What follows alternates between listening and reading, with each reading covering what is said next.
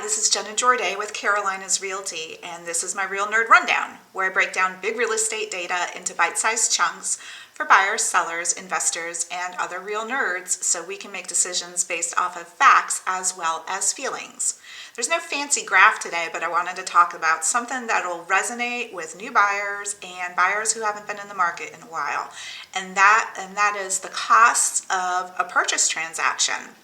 And all my agent friends give me a thumbs up or a like below to keep me honest. Feel free to add comments, but here's what I put together. So as a buyer, when you're heading into a purchase, here are the things you need to consider about costs.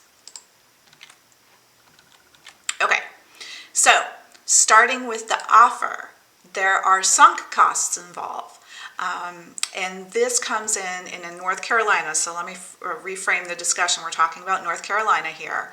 There's a due diligence fee, and then there's an earnest money deposit. And the difference is one is non-refundable, one may be refunded, and is typically refunded. But there are cases where sometimes it won't be. But let's just talk about what happens most of the time. Your due diligence fee is a non-refundable negotiated amount that depends on the price point, the size of the home, the area, the market, and it's paid directly to the seller and credited to the buyer at closing. This gives you the opportunity as a buyer to conduct inspections for a negotiated period of time. So up until 5 p.m. on the due diligence date, you can inspect the property. And then for any reason or no reason at all, you can terminate the contract prior to that negotiated date.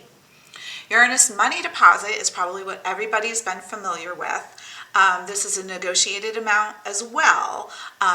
Again, it depends on the size of the property, the market, the location, price, things like that, and it's held in trust until closing and credited to the buyer against the sales price.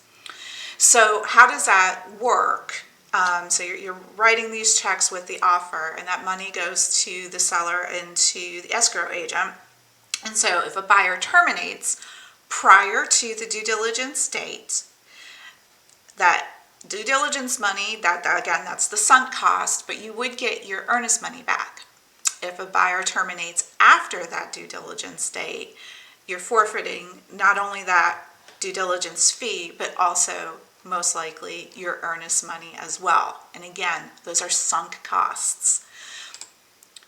In your due diligence phase, you'll be paying for an appraisal, home inspections, pest inspections, testing for radon, looking at the well and the septic. Again, those will be sunk costs before you even close. And then finally, what everybody's familiar with, that's at the closing table. So you'll be bringing your down payment, your loan costs, attorney fees for doing all the title work, any prepaids that your lender requires you to pay, or any escrow money. So the prepaids could be homeowners association dues, a homeowner's insurance policy, personal mortgage insurance. Same with the escrows. It could be for taxes, homeowner's insurance, and personal mortgage insurance as well. And so when you're looking at just with the offer and the due diligence price, something to consider as you're going into a transaction is this could be several $1,000s right here. And so I think it's important just to understand where these costs come in. You know, are they sunk? Are they at risk?